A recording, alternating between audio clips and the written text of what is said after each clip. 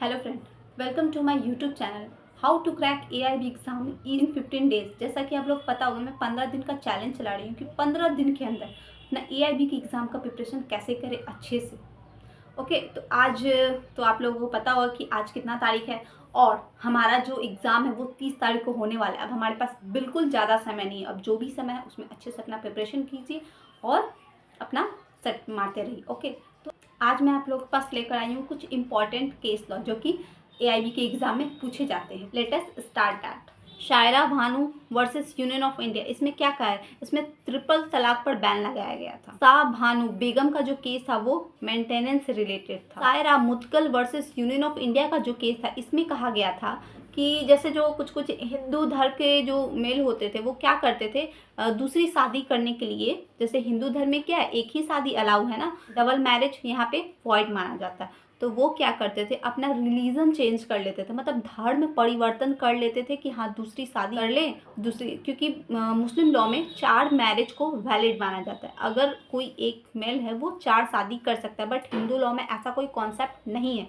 Second marriage को void माना जाता है। लेकिन वो क्या करते थे, वो ना धर्म परिवर्तन कर लेते थे और वो हिंदू से मुस्लिम बन जाते। तो उसमें कोर्ट का ये केस आया था, उसने कोर्ट ने कहा था, सुप्रीम कोर्ट ऑफ इंडिया ने कहा था कि ऐसा अगर कोई व्यक्ति करता है, वो धर्म परिवर्तन कर कर अगर वो शादियाँ करते, तो वो शादी जिसका जो पहला जो शादी होगा वो इस बेसिस पे नहीं कर सकता और उसको भी मेंटेनेंस उसको देना पड़ेगा और वो वैलिड माना जाएगा। ये नहीं कि हाँ वो बहुत सारे मैनेज कर सकते। लैंडमार्क केस है एक ट्रांसजेंडर कम्युनिटीज़ के लिए, जिसमें थर्ड जेंडर को भी रिकॉग्नाइज किया गया था। वो कौन सा केस था? वो NALSA versus union of India था, जिसमें थर्ड जेंडर को भी एक जेंडर माना था। और ये हमारे BNS में इसका प्रावधान दिया है कि वो जो पर्सन जेंडर होता है उसमें 3 जेंडर, एक मेल, फीमेल और एक ट्रांसजेंडर होता है। और इसमें कहा गया था कि उसके राइट को लेकर भी कुछ प्रोविज़न बनाया जाए।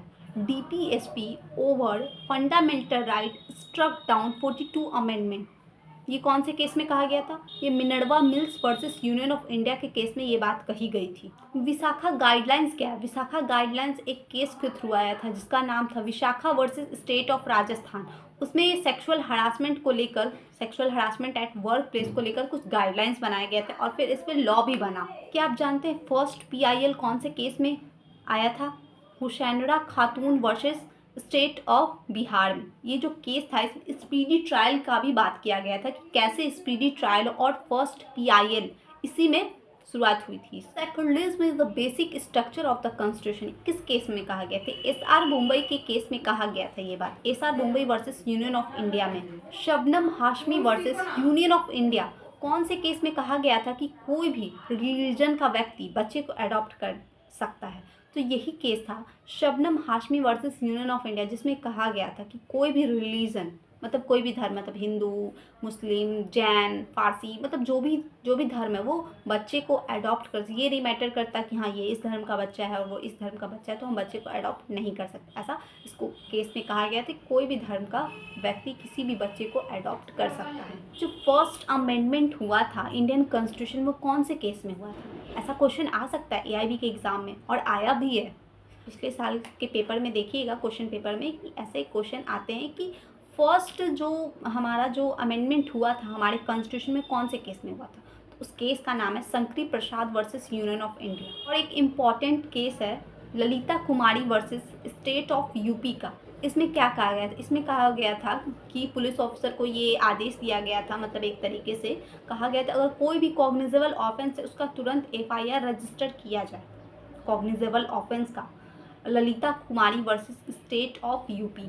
DK वासु का फेमस केस है, इसमें प्रोटेक्शन के बारे में गाइडलाइंस जारी किया गया था। कोई व्यक्ति का अगर अरेस्ट होता है उसमें क्या क्या गाइडलाइंस है जो कि पुलिस ऑफिसर को फॉलो किए जाएंगे। तो आज के लिए इतना ही, मिलते हैं नेक्स्ट वीडियो में। जुड़े रहिए मेरे साथ और देखते रहिए मेरा चैनल भारतीय कानून। और अपने जो भी डाउट्स हैं आप कमेंट के माध्यम से मेरे से पूछ सकते हैं। और आज मैंने जो भी इम्पोर्टेंट केस लॉ बताया वो AIB के एग्ज़ाम में बहुत ही इम्पॉर्टेंट हैं।